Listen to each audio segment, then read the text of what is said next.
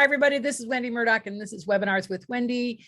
And of course, we are having 3 webinars this week, which is awesome because we won't be having any webinars next week. So webinars are now sporadic because the weather has improved and everybody's outside doing fun things, and I have gone back to teaching. However, we do have guests lined up, and I am really excited about some of them, and some of them is going to take a little while to get on the show, but they have already said yes, which is really exciting. So stay tuned. We are hoping to switch to a different method of webinar sign up. I hoped to have it done for this week. I did not. I'm hoping to have it done by the end of the month. So hang in there, and yes, everything will change, and then we'll just keep going forward. Today, my guest is Melissa Deal, and she is a positive reinforcement trainer, and she is going to talk to us today, and I'm going to let her talk about what we're going to talk about and introduce herself because they always do it better than I do. So welcome, Melissa. Thank you so much for joining me today. Thank you, Wendy. I'm super excited to be here. And so the topic for today, as always, is compassionate training, but specifically what I wanted to look at a little bit, because I think that springtime is the time where we all want to be out doing things with our horses, and we want to go trail riding, we want to go to clinics and events. Brood mares are getting on trailers to go be ultrasounded and stuff. And so I felt like I'm getting a lot of requests for help on separation anxiety. Oh, awesome. So I wanted to bring that to you today. So Melissa, just give everybody your background in case they have not watched your previous webinar. Sure. So if you want to look back, Wendy and I did a previous webinar in August on understanding and reading horse behavior. And this will build on that a little bit, right? So I am, my name is Melissa Deal. I'm from Burgaw, North Carolina, and I am honored to have stumbled or be drugged into positive reinforcement training many years ago by a horse who was in great need and that couldn't find any other way to solve his issues. And so because of that horse, we now offer online courses and coaching in the positive reinforcement realm, right? So I'm also a certified connection training coach, and I met Wendy in Florida, and it was funny because when I was preparing for this, I actually found pictures of Wendy doing the Surefoot pads with a mare. And what we actually, and I had forgotten about this, Wendy, we actually end up using those Surefoot pads, working with that mare and positive reinforcement after you left. Oh, cool. So yeah, so one of the things that mare was struggling with was chestnut mare. I don't know if you remember that she was struggling with a lot of things, right? And she did find the Surefoot pads relaxing. So therefore I would consider them positive reinforcement in that case. Yep. And so we would use them like walking her down the driveway and things like that, because that was one of her big nemesis, was leaving her friends behind. So we did use the Surefoot pads with her going down the driveway and things, to anything that we can do to reinforce the horse, which includes the relaxation that comes from the Surefoot pads, with what I would consider in the realm of positive reinforcement. Absolutely. And that's, it's so obvious really quickly how it becomes that. And, I always tell people it's an offer in the beginning, but then you can use it that way because they want the pads. And then, but it also brings that comfort so that they can find that relaxation and that positive reinforcement, and it all goes well together. And I forgot, was it really August that we did our last webinar? It feels like just like 2 months ago. I was telling my assistant, I was like, I think it was in November. And then I was looking back and I'm like, no, I think that's looking like August. That went fast. Wow. That went really fast, because I just feel like it was like just a couple of days ago. But I'm so glad you're back. So let's dive right into your topic, shall we? Absolutely. So I think I'll share some slides with you, but first, just to say, positive reinforcement does not necessarily mean feeding by hand and creating a monster, right? So anything that your horse finds rewarding, and I'm going to bastardize it a little bit and use reinforcement and reward interchangeably in this talk. Okay. I'm not going to get hung up on semantics, but anything that your horse finds reinforcing is in that realm of reward-based training, right? It doesn't have to be food, although we certainly use that a lot. And so that's how the Surefoot pads kind of work into it. So if it's okay, I'm just going to share my screen and pull up a few slides. Is that all right? Yeah, let's do it. Okay, super. Let me just look here. I'm going to bring this over. And I think that's a really good point, because, so many people get hung up on the food part, and so many horses get hung up on the food part, but it doesn't have to just be food. That it can be anything that the horse finds enjoyable, right? Pleasurable. Absolutely right. Okay, so one of the things that I run up against a lot of times is that people really don't understand separation anxiety, right? So we're going to talk about that today to make sure that you can understand it, to make sure that you can recognize it, and to give you some tips on how to handle it. And also then there's times when we can't avoid it, right? We can do a lot of prevention and training around it, but there's times when we can't avoid it. And so we need to know kind of what to do in those moments as well. And we'll touch on that. The main thing is just so that you and your horse can enjoy each other, right? Because that's what it's all about. If we can't enjoy our horses, then what are we doing it for? Okay. So a lot of people misdiagnose it, right? We misunderstand it and we mishandle it. And it's just because we don't know what else to do with it. It's frightening for our horses and it's frightening for us.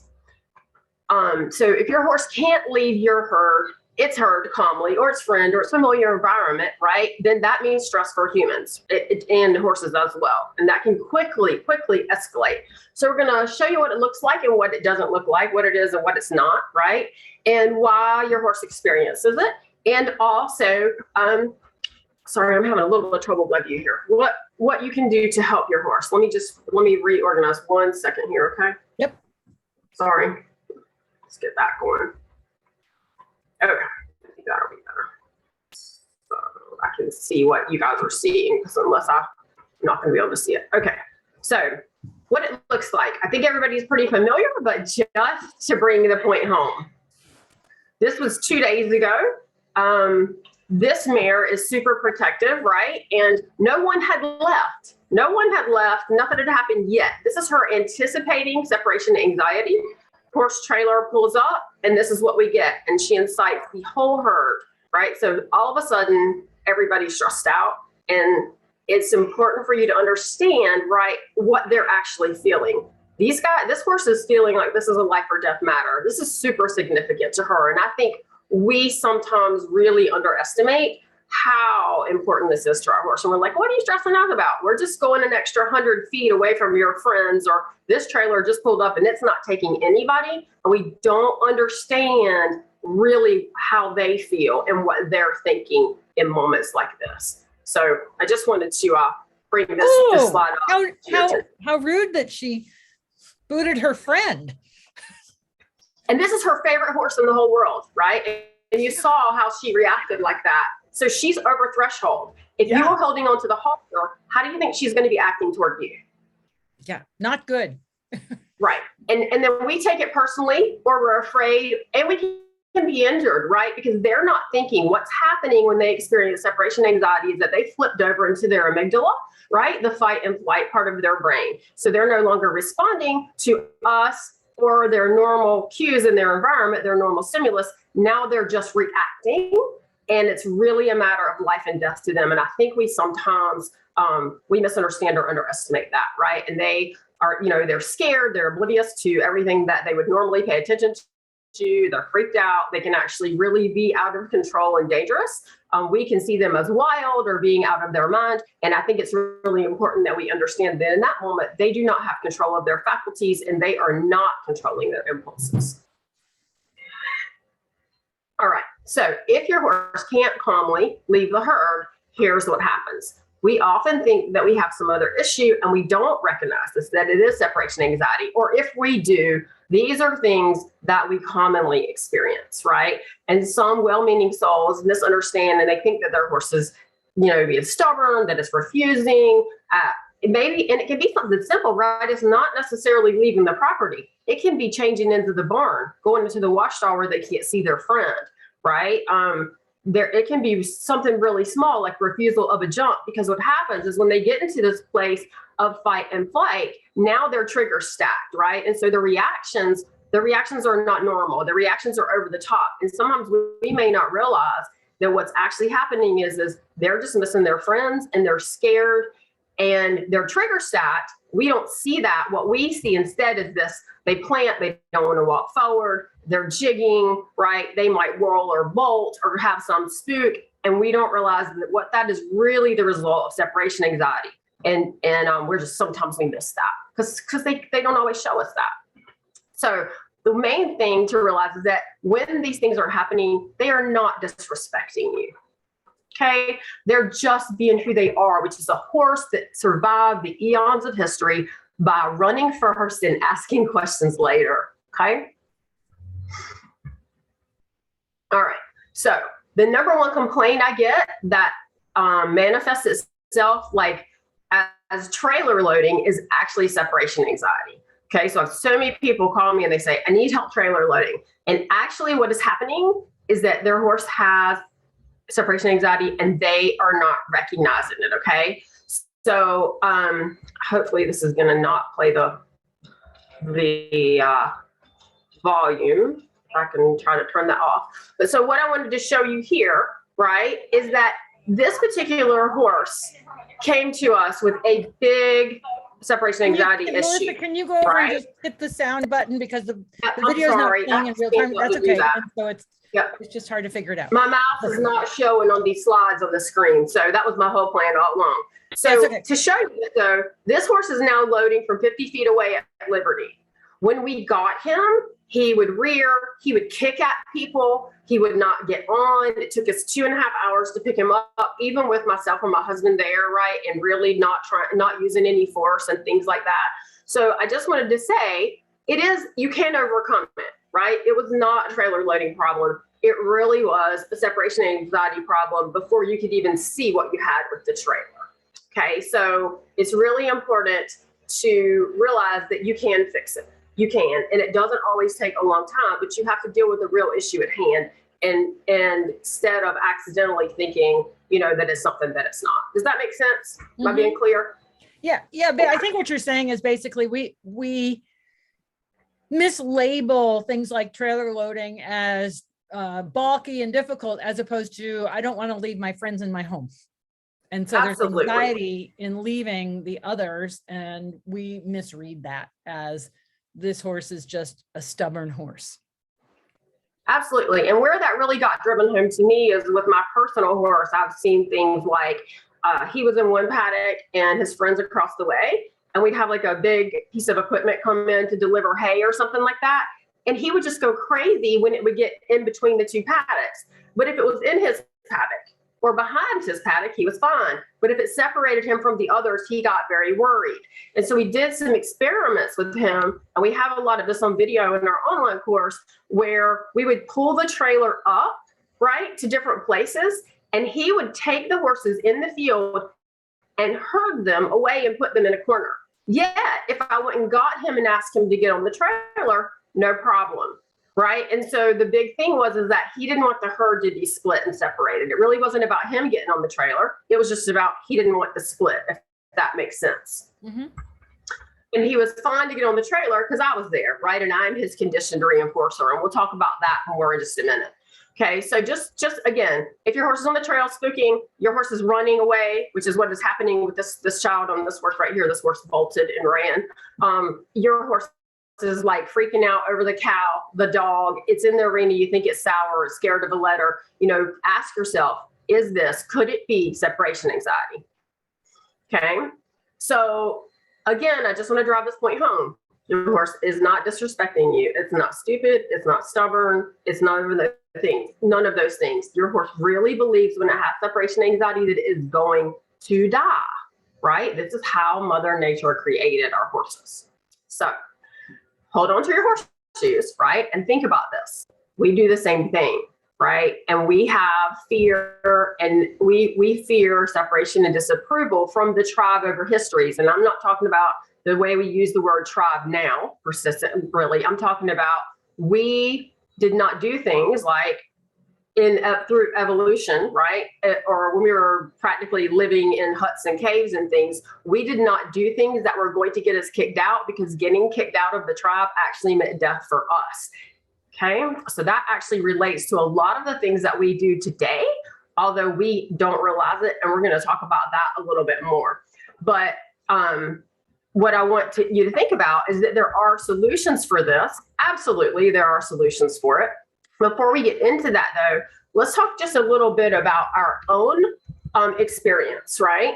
Because what we want to do is we want to be able to get our horse to choose to be with us no matter what the circumstance. But it's important that we first understand what our horse is going through, because we can't help them do that if we're not coming from a place of empathy, okay? So if you think about gosh, my horse chose to be with me no matter what the circumstance. They could care less about their friends. Going out on a trail ride, I'm putting them on the trailer, I'm riding bridleless, bareback, I'm jumping, and it was all going swimmingly and they didn't care where their friends are. That would be ideal. Would you agree? Mm-hmm. And we would all love that. I think that would just be great. But the reality is that we have to do some things for a lot of horses to keep them willing, engaged, and a joy to be around when they're at a distance from their friends. Now, there are a few horses that you can leave in the field all the time, take out once a year and ride away, and they don't even blink. We have one at my house, right? But that is rare, I would say. So we really want this to be easy for the horse and ourselves. And what we're going to talk about here is we're going to get into some solutions. But I think what I want you to do in order to be able to come into those solutions is you have to be able to come from a place of an open heart and a place of compassionate training and empathy. Okay. So the first thing we want to do is we want to stop mistaking separation anxiety for something else. And then I'm going to talk to you about how you're going to prevent separation anxiety by creating really reliable bonds of trust and connection. And that doesn't mean I think my horse trusts me, I think we have a great connection or whatever. It means your horse, what your horse thinks. Your horse thinks that you have a great trust bond and you have a lot of trust, a good bond and connection. And I use the word trust bond a lot. Sometimes that confuses people. So I think you understand what I mean there. Just a really solid connection where your horse will walk through fire with you. Okay. And then there are just times when we're not prepared, or maybe the horse is over threshold because the weather's bad, the wind's up, the dogs are barking, a coyote came through, and you just have to be able to deal with what you've got on your hands. And I'm going to give you some solutions for that as well. Okay. So before we go there though, right, we have to realize that we also have those tendencies. And I think if we can think about what the horse is going through and also what our solutions as humans are from that, I think it's going to help you understand what we're going to do with the horse and how we're going to positively reinforce it in separation anxiety. So there's a book called Think Twice, and I cannot pretend to pronounce this guy's last name. So let's just say his name is Michael J. something that starts with an M. But it's called Think Twice. And he talks a lot about the research regarding how we make decisions as humans, and how that so many of our own decisions are made so that we are not separated or ostracized by other humans. And it's super strong across history, not only for horses, but for people, right? And even today, this is so powerful that when they've done this research and they've taken these people and put them in these groups and said, I'm going to ask you a question, right? And what they have found in a research setting is that the majority of people would refuse to give the correct answer if someone else had disagreed. And I find that shocking, right? So but we do it because we don't want to be in conflict, right? And when it comes back to not want to be separated from our herd. And so even highly educated people were found to question their own thing. Like they had these doctors that had researched like all this stuff and knew it inside and out. And if they were exposed to a different answer in a group setting and more people were against what they thought, they would start to question their own knowledge. And I just think that is fascinating, right? So a lot of the humans chose to go with the flow, even though they knew that the flow was incorrect. And I just found that amazing. Now, Wendy is one of those people who is very strong in her convictions, and I don't think that would be Shira. No, I've been burned at the stake more than once for things like that. Yeah, so I think I know Wendy well enough to know that would not be her, but it is interesting, right? So another powerful point from this book is that we are susceptible to separation anxiety in a number of ways, right? And so one of those ways had to do with our context, right? So even when we were aware that our environment could be affecting us, even when we are aware that the tribe dynamic is there, or that anchoring, which means how our actual environment is affecting us, we still failed in a research setting to separate having the tribe influence our decisions and our behavior, which I'm just like, wow, we think we're arrived and we don't even realize. And that's how advertising works, guys, right? We think we're watching the Milky Way commercial and we're like, I don't eat sugar, it's bad for me, right? But we don't realize in the back of our mind, 6 months later, when we crave a Milky Way, it may have come from that commercial. Yeah. So there's an emotional component before there's a rational component. Absolutely. Yeah. Absolutely. And then with that emotional component, what we're going to talk about with the horses is that they also experience a physiologic component, right? And so when that emotion comes up and it hits their amygdala, now we've got cortisol and adrenaline and epinephrine and all that stuff raging. And the research shows that it could take up to 12 hours for that to come down, right? And so if you think that your horse experienced a little separation anxiety and then you're like, oh, let me take you back, and then you're going to do something normal and you wonder why he breaks the cross ties in the wash stall, that could be it, right? So the effects of that hormonal cascade that come with the separation anxiety can be much longer lasting than I think we would like for them to be, and certainly than we realize, okay? So a couple other examples just to make sure that we as humans understand what's happening is considering the power of peer pressure. We see this from everything in teenagers to purchasing trends, right? And to angry mobs getting out of control and suddenly everybody's swept up in what's happening. And this is one of my favorite ones, right? So how often have you told a white lie to avoid separation or disapproval from the tribe? And I have to say, as a Southerner, right? As a Southerner, my mother endorsed this. Bless your when I heart. was a child.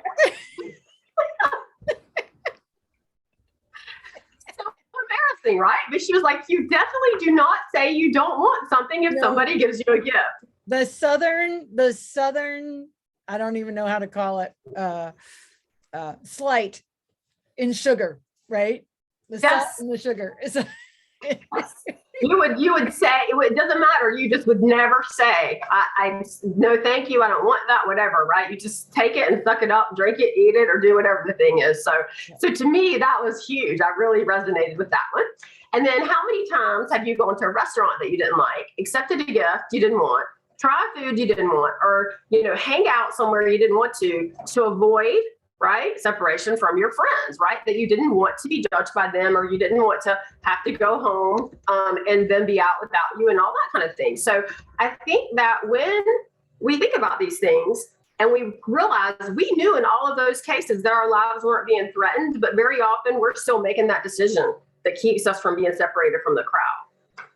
So all of that being true, how then can we expect our horses, who live so much more in their amygdala, their primitive brain, right? And remember that primitive brain makes automatic reactions happen fast. We run first, we ask questions later, right? So much faster than our brain, right? So how do we expect them to naturally reason that they're going to be fine when we ask them to leave their buddies, their herd, their familiar environment, okay, at our request? So I think that's kind of the background that I want to give you, right? And I think that this is especially true when the buddies are screaming like this mare in the video, come back or we're all going to die, kind of a thing, right? And they're running around, their tails are flagging. And remember that herds are susceptible to energy. So her energy is spreading to everybody else. And so even if they thought they were fine, suddenly now they're questioning, is death imminent, right, upon separation? And these antics can be really convincing, right? So especially for horses that have strong preservation instincts. And we're going to talk a little bit about how personality affects it too.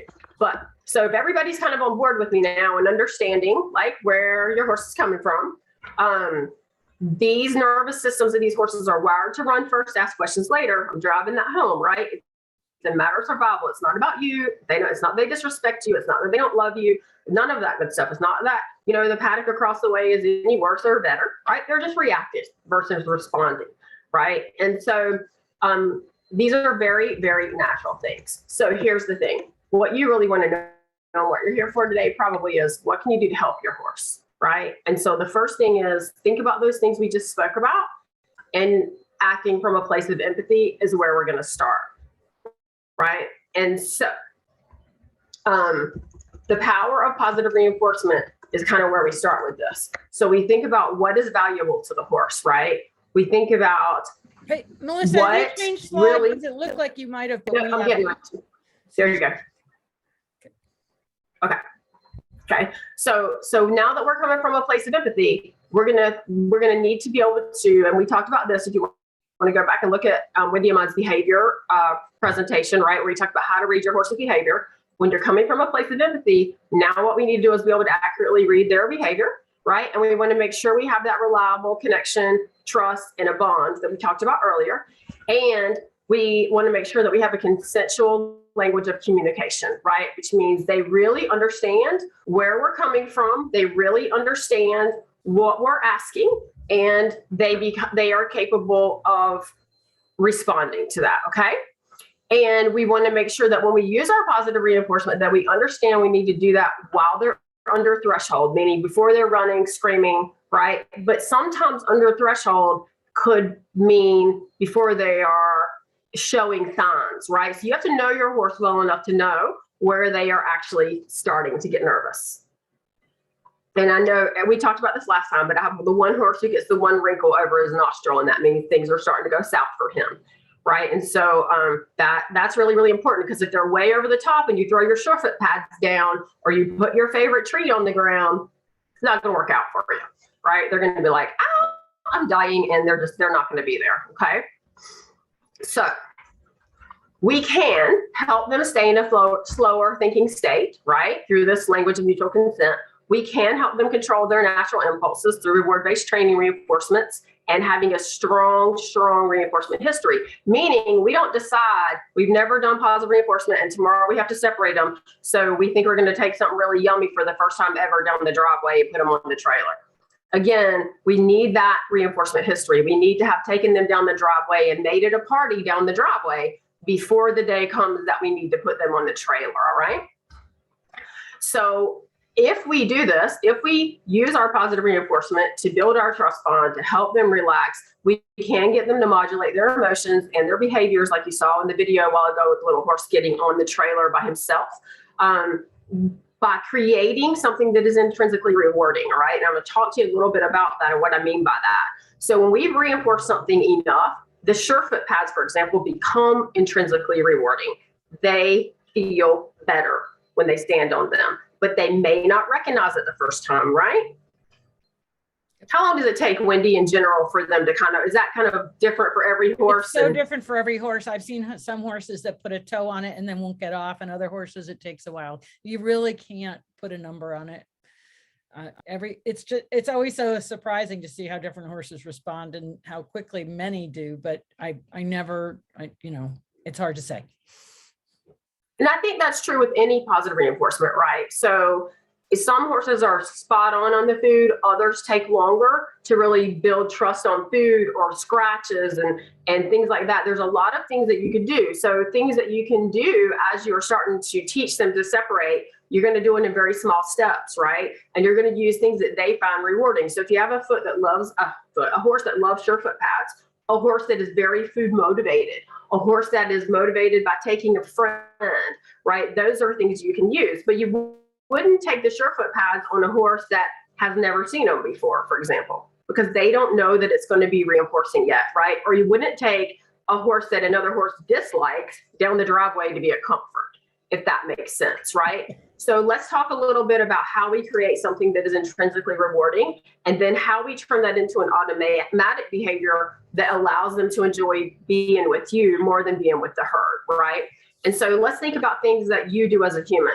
When you tied your shoes, when you learned to tie them, let's face it, you didn't care whether you wore shoes or not, right? You were little, you're like, shoes, meh, who cares? A lot of times we don't want to.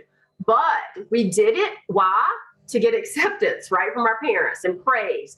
And when we think about the first time you tied your shoes right, your parents praised you and you likely got this big dopamine hit, okay? Or your teacher or whoever your leader or person was, the person you respected and looked up to. So now when you tie your shoes, do you think you get a dopamine hit? I mean, yeah. Not like the first one though, right? I'm sure it's that's the thing, is it reduces, but I'm sure there's still that positive reward that internally, even if it's a tiny bit. Yeah, absolutely. And so this is where I have people ask me questions, because I talk a lot about fading the food, right? Which is fairly unique concept in positive reinforcement, right? A lot of people don't talk about that, and they think that you feed forever. Well, you do kind of feed forever for new and challenging things, of course, but in my world, right, which I'm kind of creator of my world. So in my world, I fade the food. And the reason that this works, people email me about it all the time. How can that possibly work? How can you maintain the behavior? It's because the behavior becomes intrinsically rewarding, right? And so you have such a strong reinforcement history, and it has turned out good for them so many times when they were with you walking down the driveway, that walking down the driveway in itself becomes a party without necessarily always having food. And Okay. isn't it true that it actually is more powerful with intermittent reward rather than consistent reward? I mean, Absolutely. that's what the data showed, right? So except for my cats, they get consistent reward. Yes, it is true. And I just had an interesting conversation with a young woman yesterday. We were talking about that. And I said, you know, this is why the heroin addict needs more drug, right? Even me as a chocolate addict, if I drink it, eat it every day, I want a little more tomorrow and a little more the next day in order to get my hit, right? But a gambler doesn't need to get more and more money every time because they don't get money consistently. They get it intermittently. Right. Which actually makes them try harder. Yes. And so whether they get $10 or $10 million, right, they're still trying hard. They still got the dopamine hit, or whether they get none, right? Because there are many times they're getting none. And so she's absolutely right. And I think that's important to understand, that we do want to vary our reinforcement because we want them to always be wondering, like, what is it going to be this time, right? But so as we create that, when we begin using consistent reinforcement and we change it to intermittent, and now we've made this behavior intrinsically rewarding, guess what happens next? Do you think about trying your shoes? Or you just do it. Not so much, right? Here's another example. When you learn to change lanes when you're driving, right? Oh my gosh, like, oh, so stressful, so terrified, right? And so happy you got your own dopamine hit. It didn't matter if anybody was in the seat next to you praising you, right? You're like, yes, I did it. Okay. So now you can change lanes, be on the phone, eating your muffin, right? Thinking about what you're going to cook for dinner without anything else. You know, it's just automatic. So that is how we go about creating an intrinsically rewarding behavior and turning it into an automatic behavior, which is how we can overcome separation anxiety long term. So essentially you're creating a positive habit. Mm-hmm. Yeah. You're creating a pattern that turns out well. And if you think about it like a bank account, so say every time you leave home with your horse or go to the other side of the property or the watchdog, whatever it is, and it turns out good for your horse and you didn't take it too far, you didn't get over threshold, you didn't have a meltdown, right? No amygdala takeover. As long as you keep them in a happy place, you're putting money in the bank, right? And so the bigger that bank account gets on the deposit side, right, the more comfortable that horse feels. And so then the one day when the proverbial twig snaps, you know, the coyote runs out, the lawnmower cranks, you have a much better chance of just taking a deposit out and letting everything be okay, right? Making a withdrawal and everything is okay than if you didn't have that big deposit bank in the trust bank. Does that make sense? Yep. All right. So real life separation. How do we start? We make sure that we're taking care of the horses left at home first, right? So if they are not happy and they're running and screaming like that mare was a while ago, the chances of you taking your horse away are going to reduce drastically. So how do we do that? And what you have here is just it's a testimonial from one of my mastery students in Compassionate Horse Click, and she talks about this. But things that we can do, things you can do for the horses that are left at home. You can give them a hay bag if that's not too frustrating for them, right? With some maybe better hay than you normally give them.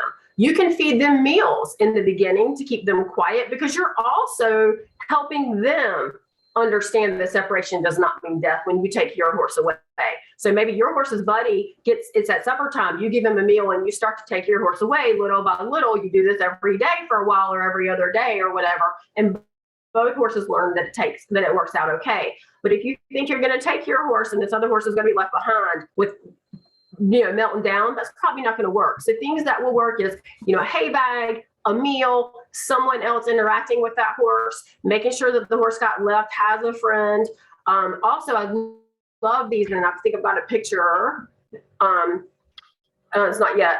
But I have a picture of a hay ball, right? And what those toys that you stuff with hay cubes and then they roll them around and play with them, right? That can be really, really helpful. So those are things you're going to do is you're going to help that horse staying at home first, okay?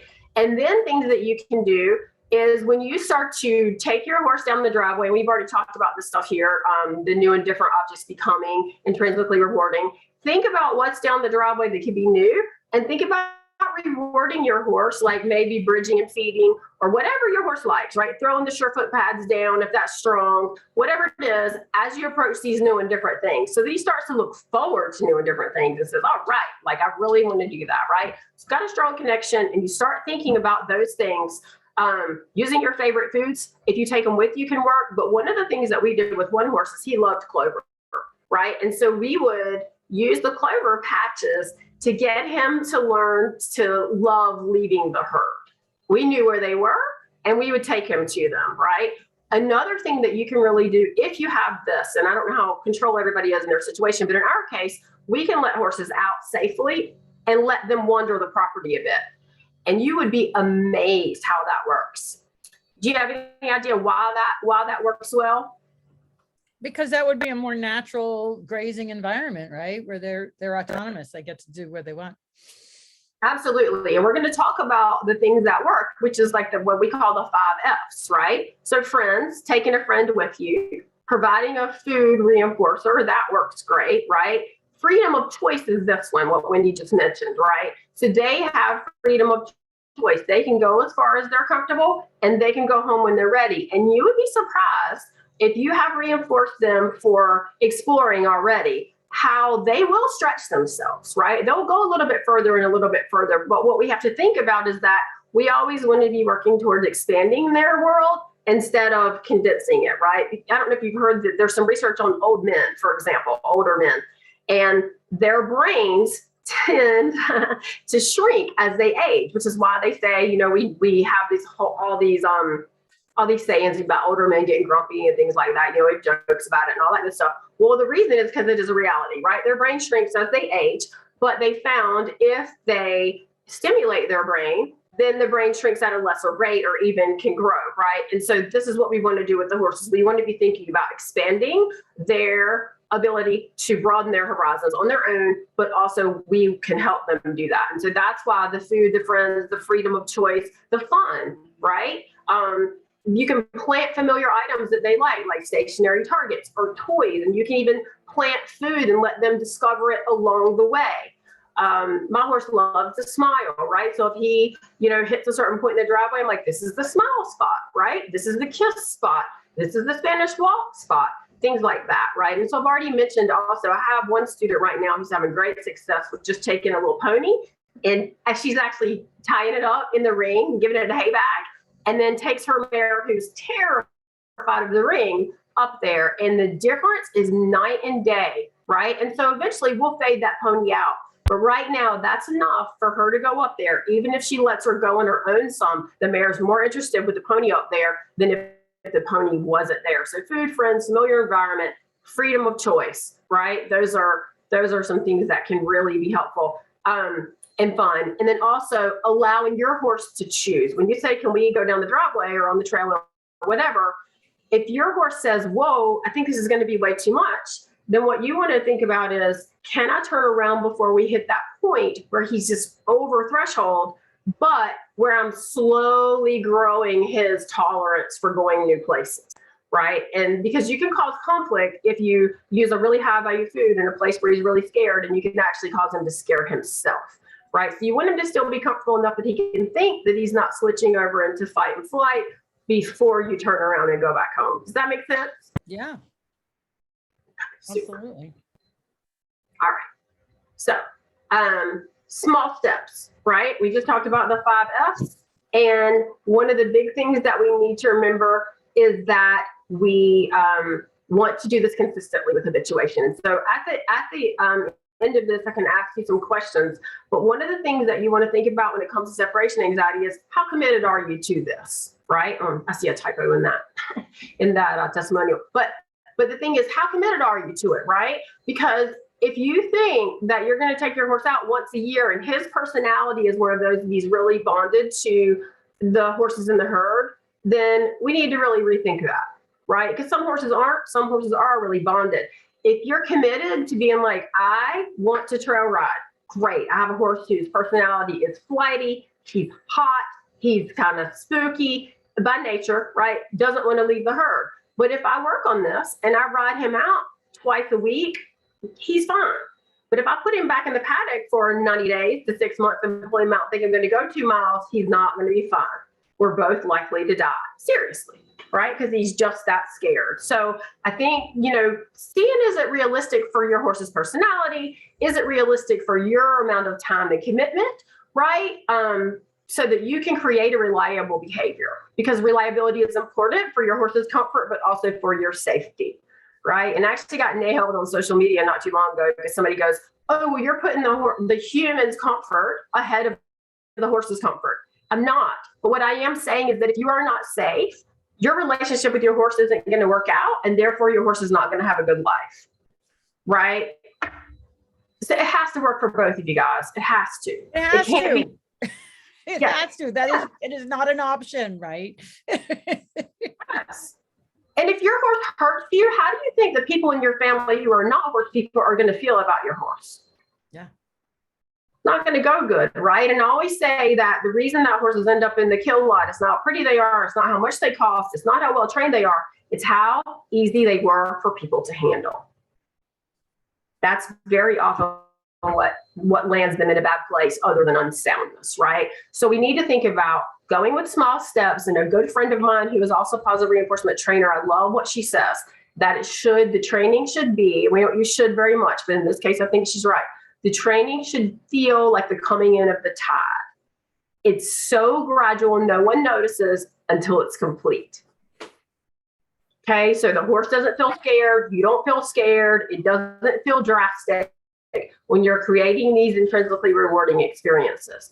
And what I hope I'm helping you with today is, and Wendy, thank you so much for inviting me to do this, because I believe that if we can manage our expectations around what we think is reasonable to ask of our horse, we're going to be way ahead of the game. Well, and that's managing expectations of our horse and of ourselves. Mm-hmm. Because so many people have unrealistic expectations of themselves and their, how they're going to cope with something. And then they're in a situation, it doesn't work out, and then they go the other way, right? The expectations just bottom out. And so that's a really important thing, to manage expectations for both. It really is. And I'm glad you brought that up, because I recently had somebody comes to me, very nice lady, arm in a cast, fell off her horse, gotten hurt really badly, right? And she came to me and she said, I need help. I'm scared. My horse is scared. And I was like, okay. And I was thinking, wow, this is going to be really hard, right? Because she's hurt. She's having a hard time balancing and walking, and her hips hurt, and her horse is scared, and she's scared. He's got a blind eye. And what it turned out to be was that when she would ask her horse to do something, if he didn't do it instantly, someone else around there with different expectations was using coercion and punishment. Yeah. Right. And so then he was wigging out, and then she was caught in the middle. Right. And so the expectations weren't realistic for a blind horse, putting him on the trailer quickly, and that would escalate into punishment. Right.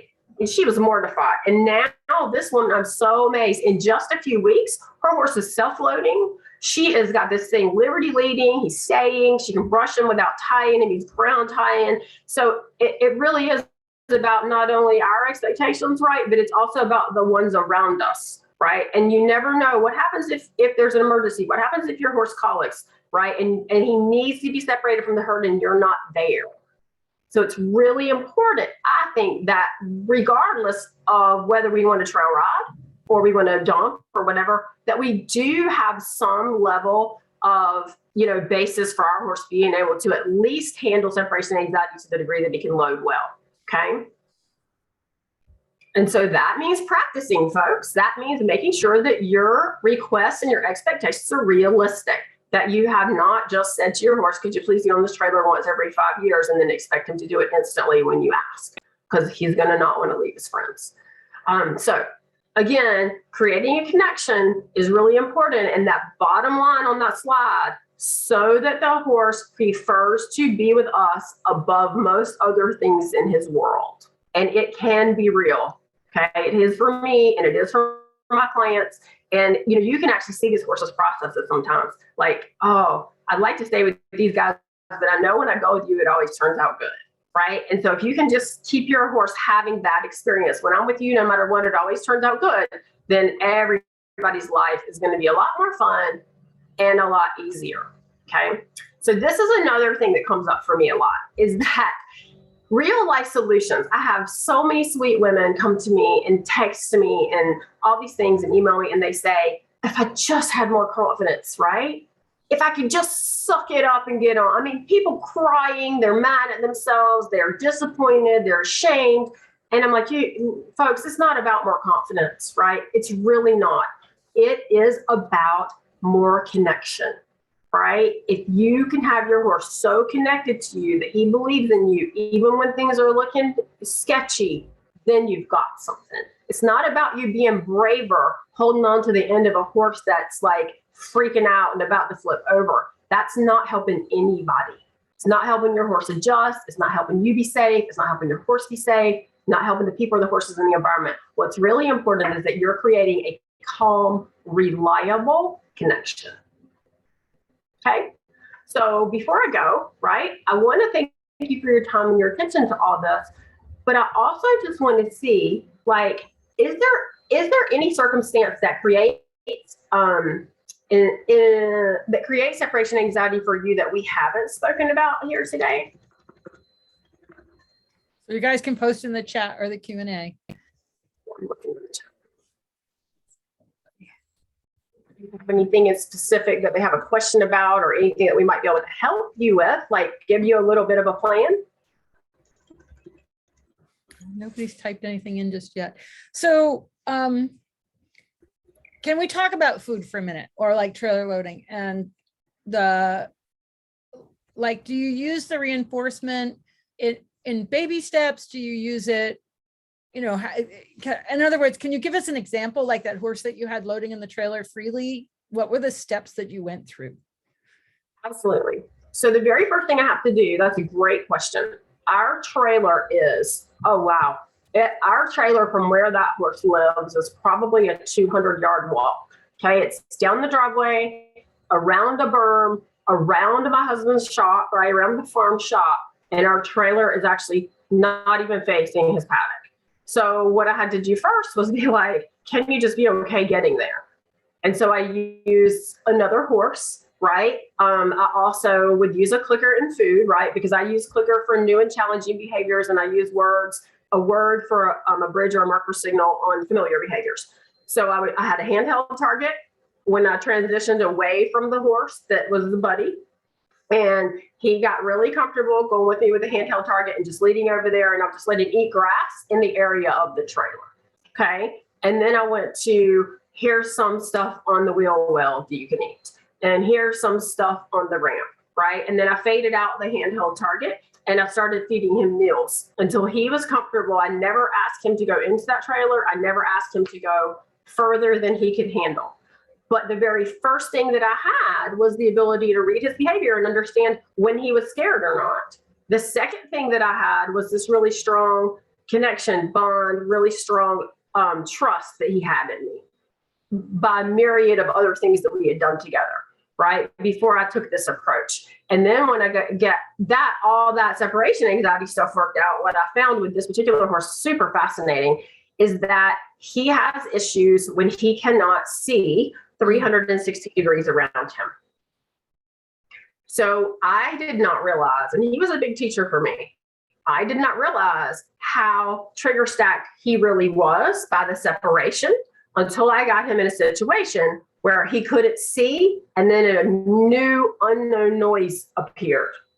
And then when he goes flying off, and here I am thinking he was so solid, right? And he goes flying off the trailer, and I instantly went, he's still trigger stacked over the separation. I asked too much.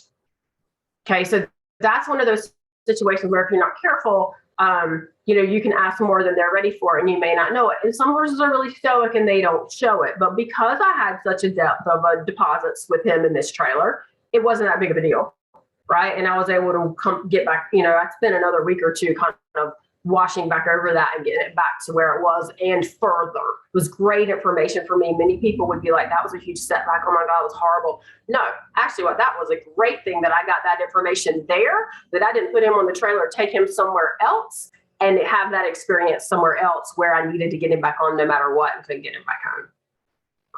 And I noticed that he went in freely. I'm just thinking like where I load horses, there's there's no way I could let them be free because I don't know where they would wind up. And so it was really awesome that the horse could be free, and obviously it was a safe environment. Not everybody has that available, but that ability for the horse to go in by himself. But it brings me to another question that you just kind of mentioned, and that I think is really important, is that setbacks are not failures. And that there are times when, something might happen and it seems like you've undone things, but or the classic that I did it wrong, I screwed up. People get into that thing when there's what they think of as a mistake. But talk to that a bit. Yeah, sure. So here's the thing, right? I teach my people that we do not use the word should, right? And I very often will say to them, what did you love about your session, right? First, because I want you to focus on what went right. And I want you to catch your horse doing things right. But not only that, I want you to catch yourself doing things right. And I want you to also understand when it doesn't go as planned, that doesn't equal wrong. What that equals is reality, right? And it also gives you information that you can learn from. And when you have this big trust deposit count over here, most of the time, your horse is not even going to be phased, right? If you've done a lot of positive reinforcement training, the tolerance that your horse is going to have is going to be really high. And we actually, once I have a horse in training for a while, if he's just at my house, I'll actually have people come in that don't know much to work with him, because I want to make sure that they are that tolerant, right? That they can stand, they've got some wiggle room. The timing doesn't have to be perfect. Everything doesn't have to go perfectly. I think that's really right. important, so the biggest because thing if it's all too perfect and something does go wrong, there's no resilience. That's right. Yep. And we practice that, right? Like we practice dropping things while you're in there, a click feed or a bridge feed or whatever, right? And I didn't use actually, incidentally, the little horse you saw loading, I only used the clicker for the separation anxiety. I did not actually use it for the trailer. I only used my word, and I did not feed him out of my hand at all in that trailer loading, right? All that food went on the ground or in the trailer so that he felt the trailer was the condition reinforcer. But the separation anxiety was so strong that I did use the clicker for that. So that's an interesting aside. We just got a note here from someone who says, I'm in the chat, my horse is so food oriented, like constantly. He's clicker trained. Mugging is not that big of an issue. I totally believe in clicker training. It's just that his head is constantly diving for the grass. Total focus on grazing drives me nuts. I recognize my expectations are so human, and we'll work on that. This is fascinating. We just had a conversation about this yesterday, and thank you for bringing it up. So again, if you're going to leave home, right, grass can be a thing. Like if you're going to trail ride her down the driveway, and that's also a thing that if I use grass a lot for reward. What we need in a case like this, in my opinion, is we need a graze cue, right? We want to put the thing that we don't want them to do on stimulus control. We want a graze cue, and we want a head up walk on cue, right? So graze cue, head up is a separate cue, walk on is a separate cue. And I would practice that head up cue and graze cue with not taking them away, right? The first time that you say, here's how I do it. If I'm going to ask a horse to graze, I grab some grass off the ground, I put it underneath his nose, I point at the ground, and I take the grass down to the ground and have him follow it. And I say graze and drop the grass. When I go to my up cue, I'm going to ask him to bring his head up. When he does, I'm going to bridge and feed, and I might even have grass cut in the pouch. But here's the thing, folks, I'm not going to walk him away immediately. I'm going to give him the graze cue again, right? I'm going to do that. I'm not going to have him think every time I ask you head up, you lose your opportunity to graze, because otherwise he's going to be like, well, I don't trust that, right? You just tricked me. So I think that's really important. And I do think using grass is very helpful, but I do think you have to do it judiciously by having a graze cue and a head up cue. That's a good question. I don't know what else is on. In other words, you need an on-off. An on-off switch, right? For whatever you're going to teach, you need an off away switch. From something that you don't want is to put it on stimulus control. Absolutely. Yeah. Absolutely. And so coming to that, and I love that this person also sees that these are their expectations also, because think about it. If I said, Wendy, let's walk down the driveway and there's $1 million bills blowing around, and you know that if you don't grab them, you're never going to see them again. How easy would that be for you? Right. right? I'd be wanting the $1 million bill. Sorry, but I'm human, right? That's my reinforcer. That's in our world, that's a huge reinforcer. Oh yeah, absolutely. So yeah, to think you're going to walk your horse across this grass that has sustained his species for eons and not have him want some in the spring when he's been on dry hay all year, that's a pretty big expectation. Yep. Right? Well, and for those horses that can't have grass for whatever reason, that's even worse, right? It's even harder. It is. And so learning how to shape our own behavior, right, really is going to be in large degree a big part of what we do here.